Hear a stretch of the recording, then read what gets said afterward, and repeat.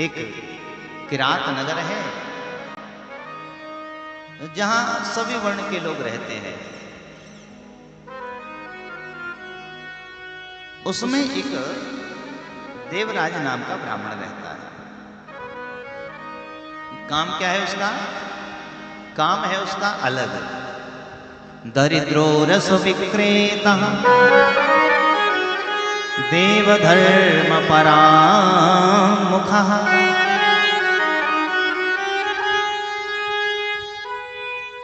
उसका जो कर्म है वो रस लेता है, रस को बेचता है।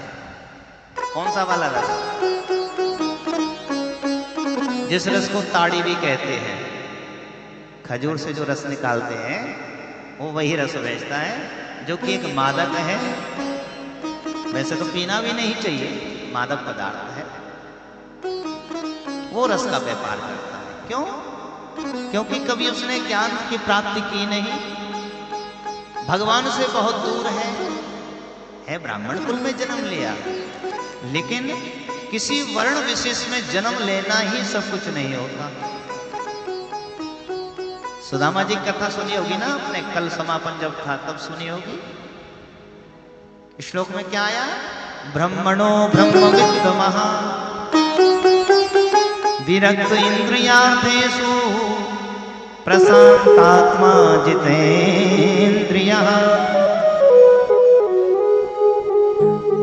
ब्राह्मण कुल में जन्म लेवे तो उसके अंदर थोड़ा सा ब्राह्मणत्व भी हो। क्षत्रिय में जन्म लिया, छात्र धर्म का पालन करना आवे, वैश्य है व्यापार करना आवे। वर्ण महत्वपूर्ण नहीं है, महत्वपूर्ण है कर्म। जन्म ना जायते जंतु संस्काराद् उच्यते। जन्म से तो सभी महाराज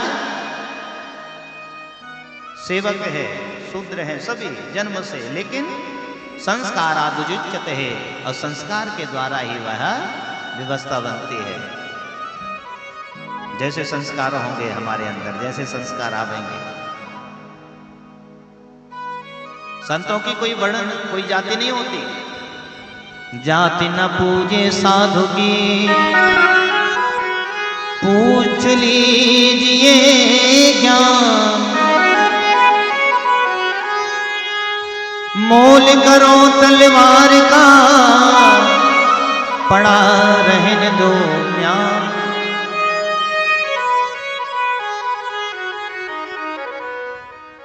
साधु की हम पूछें भाई कौन से वर्ण से हो, कौन सी जाति से हो, तो उससे क्या काम है? क्या पूछना है? ज्ञान की प्राप्ति करना है। अच्छा, दोनों में महत्वपूर्ण क्या होती है? म्यान होती है कि तलवार महत्वपूर्ण है?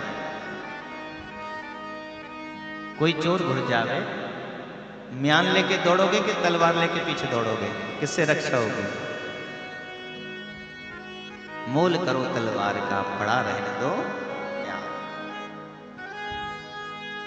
आसी किरात नगरे ब्राह्मणो ज्ञान दुर्बलः।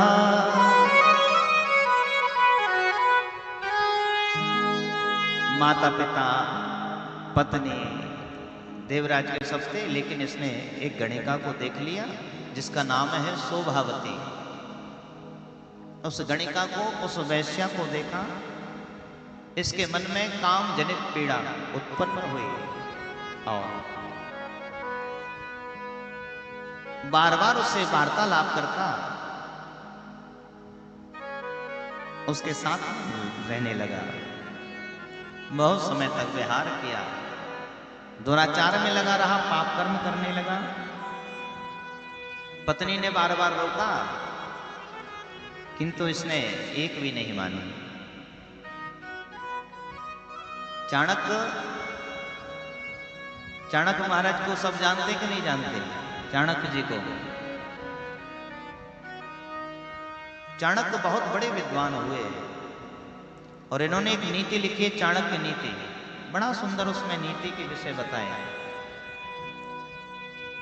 किसी उपदेश देना चाहिए, किसी उपदेश नहीं देना चाहिए, कब खाना चाहिए, कब सोना चाहिए, सब चाणक्य नीति में वर्णन है।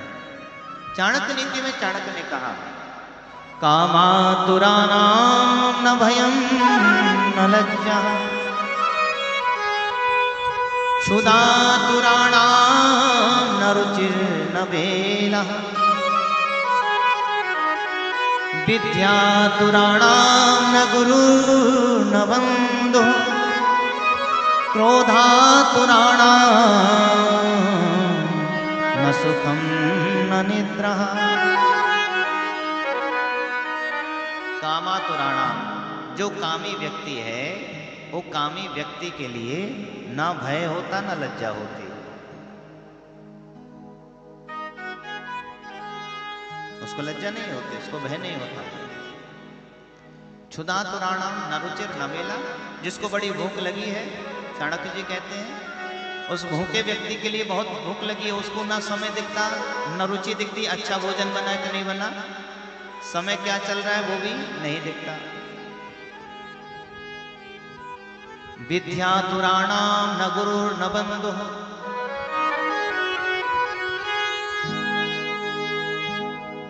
जो विद्यार्थी है जिसको पढ़ना है, जिसको निश्चय कर लिया कि पढ़ना ही है, अब पेपर आ गए हैं, न सुखम न निद्रा, उसे नींद नहीं आती। जैसे लगा कि मुझे पढ़ाई करना है, मेरे पेपर आ गए, उसे नींद नहीं आती। और वो ये नहीं चाहता कि मुझे सुख मिले, अब मैं थोड़ा सा आराम कर लूं, बढ़िया 8-10 घंटे सो जाऊं। और जो क्रोधी व्यक्ति है, जिसको क्रोध आ जावे ना, क्रोध में न गुरु न बंधु, क्रोधी व्यक्ति के आगे गुरु भी खड़ा हो तो वो गुरु भी उसे समझ ना आवे, उसकी भी बात नहीं सुने, क्यों क्रोध आ गया। न बंधु न परिवार के लोग खड़े, ना उनकी वो समझने वाला है। क्रोध जब आ जाता है तो फिर सामने कोई दिखता ही नहीं व्यक्ति, जब क्रोधी हो जाए। पिताजी से भी दुर्वचन कह लेता है, बाद में होश आता है कि नहीं मैंने क्रोध में तो ठीक नहीं किया, क्रोध के बाद पश्चाताप करता है।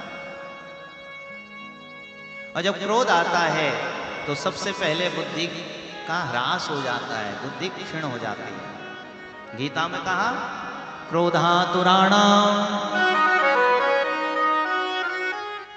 क्रोधाद् भवति सम्मोहः सम्मोहात् स्मृति विभ्रमः स्मृति विभ्रांस बुद्धिनाशो बुद्धिनाशात् प्रणश्यति। गीता का सूत्र भगवान कृष्ण समझाते हैं, किसके लिए? अर्जुन के लिए। क्रोधाद् भवति सम्मोहात्, अर्जुन युद्ध तो करना है लेकिन इस युद्ध में क्रोध नहीं करना। प्रेम से कहिए हर हर महादेव। क्रोध तो करना है लेकिन क्रोध में क्या, क्रोध नहीं करना, युद्ध तो करना है, क्या नहीं करना? क्रोध नहीं करना। और क्रोध करोगे तो युद्ध कैसे होगा? कोई व्यक्ति लड़ने जाता है ना, और लड़ने जाए वहीं क्रोध कर ले तो आधा तो वहीं काम नहीं लगता है, आधी शक्ति वहीं क्षीण हो जाती है। अब लड़ेगा क्या सामने वाले से? युद्ध जब करते थे राजा महाराजा तो बहुत सहनता से विचार करके